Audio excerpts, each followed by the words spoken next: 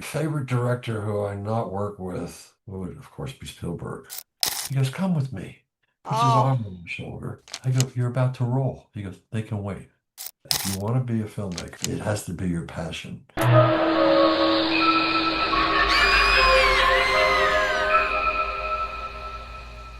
welcome back to Scream Therapy TV. Most horror fans know legendary cinematographer Daniel Pearl as the man behind the Texas Chainsaw Massacre, both the original 1974 classic and the 2003 remake. But Daniel's career goes far beyond horror. Over the past 5 decades, he's helped shape some of the most iconic films, commercials, and music videos ever made. One of my favorite moments from our conversation wasn't actually about Texas Chainsaw Massacre at all. It was hearing Daniel tell the incredible story of the first time he met Steven Spielberg. Daniel never worked for Spielberg, but Spielberg was already a fan of the Texas Chainsaw Massacre and therefore a huge fan of Daniel Pearl. When they were finally introduced, Spielberg stopped what he was doing on set so he could ask Daniel questions about how that groundbreaking film was made. But this episode is about much more than one great Hollywood story. If you've ever dreamed of working in film, telling stories, or building a creative career, Daniel shares some of the most honest and practical advice I've heard from someone who spent more than 50 years behind the camera. So sit back and enjoy this conversation with the legendary cinematographer, Daniel Pearl.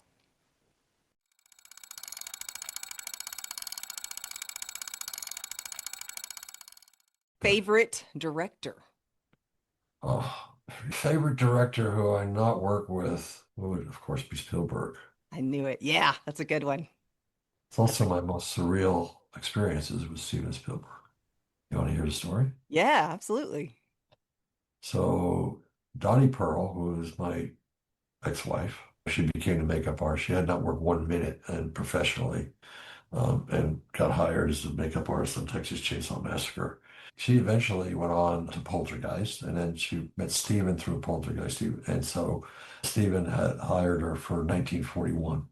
She thought that it was extremely important that I be introduced to Steven Spielberg. She said, "You should come out to 1941 and I'll introduce you to Steven." So I come out and it looks like they're getting kind of close to roll. But she goes, "Oh, Steven." She goes, "This is Daniel Pearl. I'd like to introduce you to Daniel Pearl." Right? And Spielberg goes, Daniel Pearl, you shot the Texas Chainsaw Massacre." He goes, "Come with me." Puts his Oh, arm on my shoulder, and we turn his back on his set, and we start walking towards an RV. I go, "You're about to roll." He goes, "They can wait." oh. So now we get to the RV, knock on the door. John Belushi opens the door, right? hmm "Stephen, what's up?" He goes, "Oh, John, this is Daniel Pearl. He shot the Texas Chainsaw Massacre. I have a couple of questions I want to ask him. Can we just sit down in your RV for a few minutes?" Belushi, "Yeah, sure, come on in." Well, Spielberg moves me all the way to the rear of the RV, which is a bench seat, hmm a small little coffee table there in front of us. He sits down on the opposite side. He's about 4 or 5 feet away from me, leaned over on his knees, and he starts asking me questions about making the Texas Chainsaw Massacre.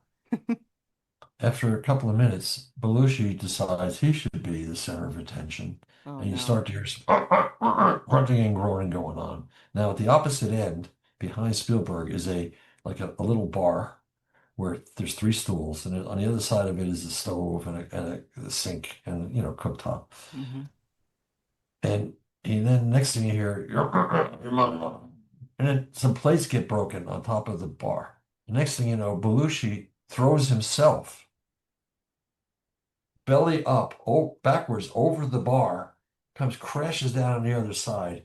He starts a barroom brawl with himself. Gets Oh up, my.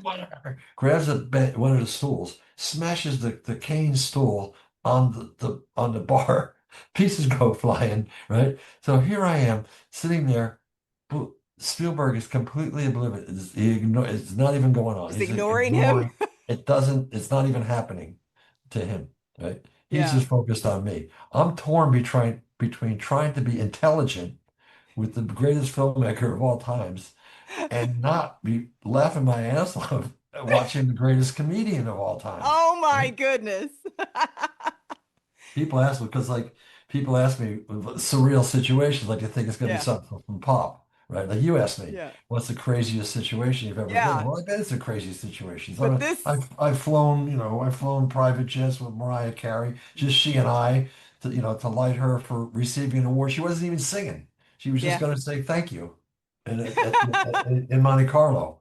Um, Nice. so I've done a lot of crazy things, but nothing as crazy as that. That's the crazy That's a thing. great. I love that. I love that. I didn't know I was going to get a Spielberg story. I love that. Horror or comedy? Comedy. Favorite decade for filmmaking? Say 70s. Why 70s? Why?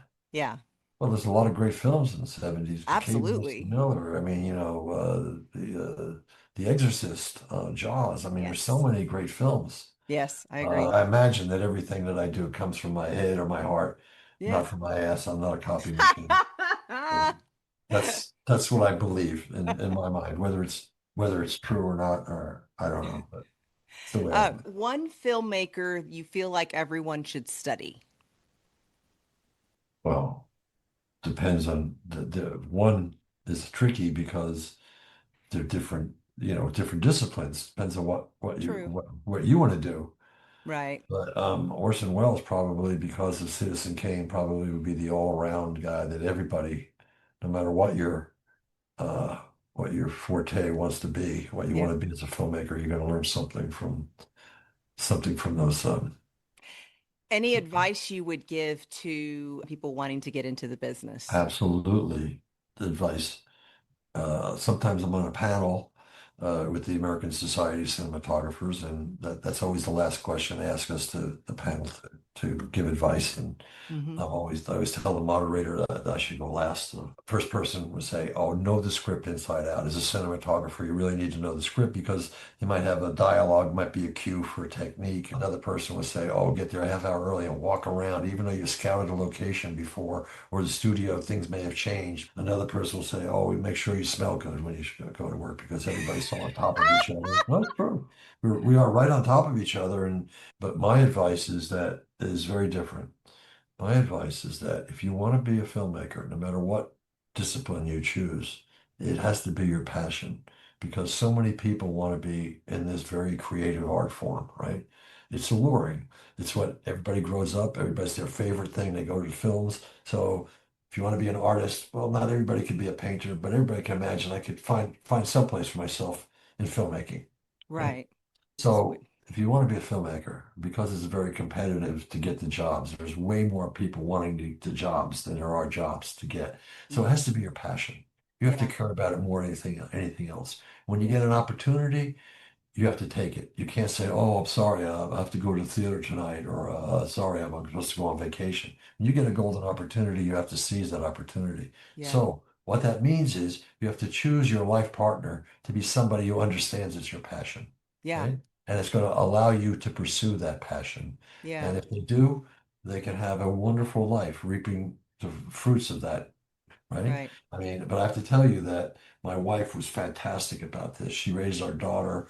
I was gone all the time. I was off. I don't think I ever did any vacation. I either came late or left early on a vacation, sometimes both. If I got a job and we had plans to go out for dinner or theater tickets or something like that, I didn't say, "Oh, sell the tickets." I said, "You go with your friend, go enjoy yourself."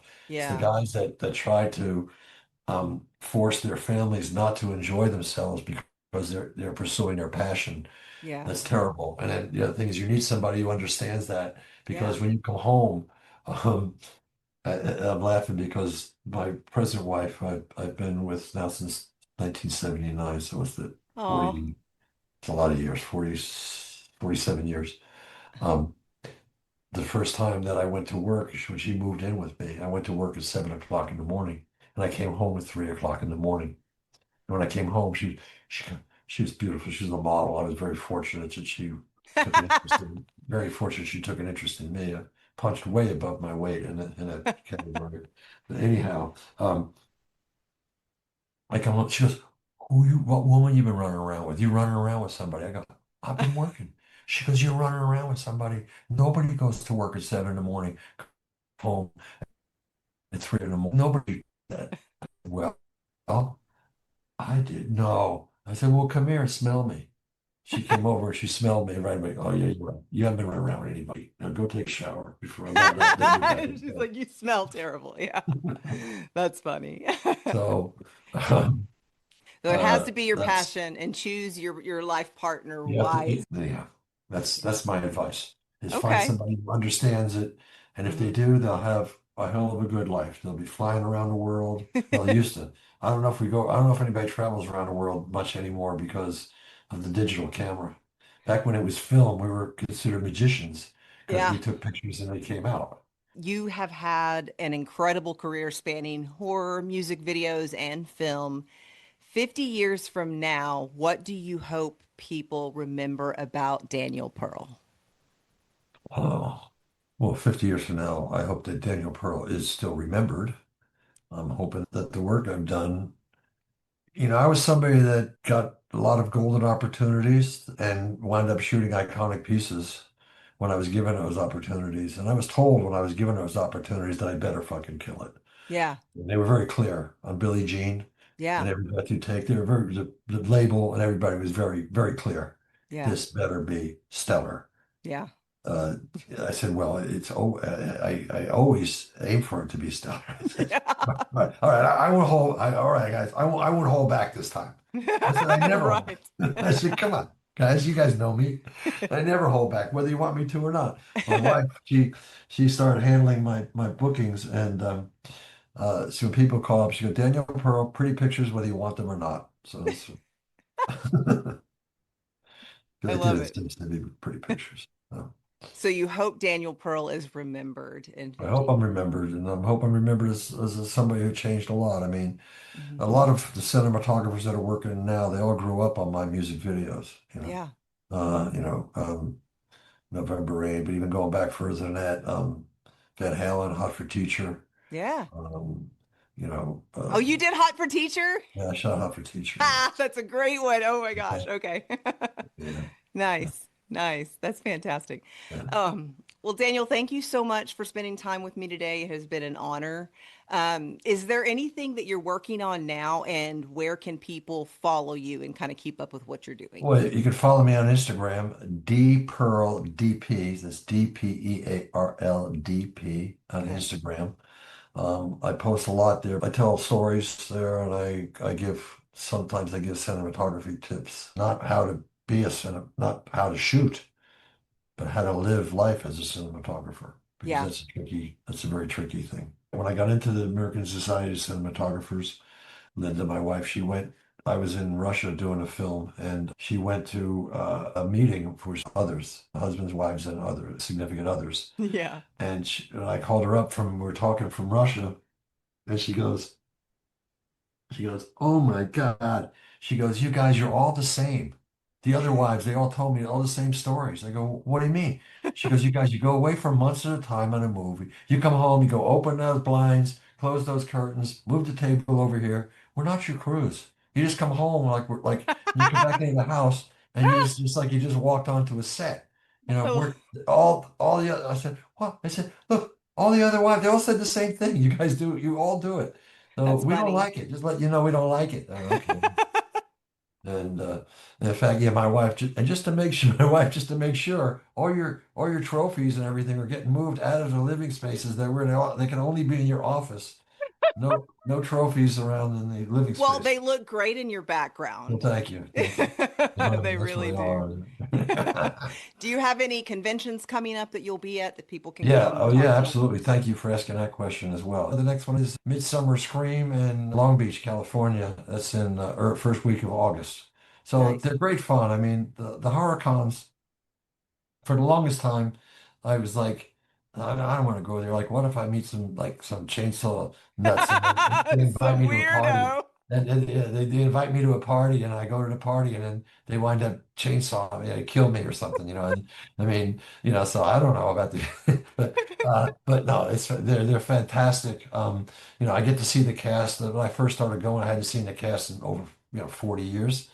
Yeah. Um, and the fans, I mean, just there's no greater thing than people telling you how great your work is. I mean, Yeah. that's just the best thing that there is. It's perfect, it's great. I wouldn't change a thing. And when you hear that from people, it's just like, okay, it's just because that's what it's all about. Yeah. I often tell people I was 18 when I learned that there was such a thing as a cinematographer, and decided I wanted to be one. And I go, yeah, well, I'll make films and maybe someday somebody will see one. Yeah. Not everybody on the planet has seen a damn Yeah. thing. This is wild. It's That's just beyond any yeah. filmmaker's dreams. It's It's surreal, but it's amazing. crazy. Yeah, It's crazy, but it's absolutely. Well, thank you so much for spending very this welcome. time with me. I really appreciate it. You're welcome. It was truly an honor to have you on Scream Therapy TV. Coming soon, we'll have a dive behind the scenes of both the original Texas Chainsaw Massacre and the 2003 remake and more. If you enjoyed today's episode, I'd really appreciate it if you would like, subscribe, and share it with someone who loves filmmaking, horror, or great behind the scenes stories. It truly helps this channel continue bringing you conversations with the people who have helped shape the movies we love. Until next time, take care of yourselves and each other.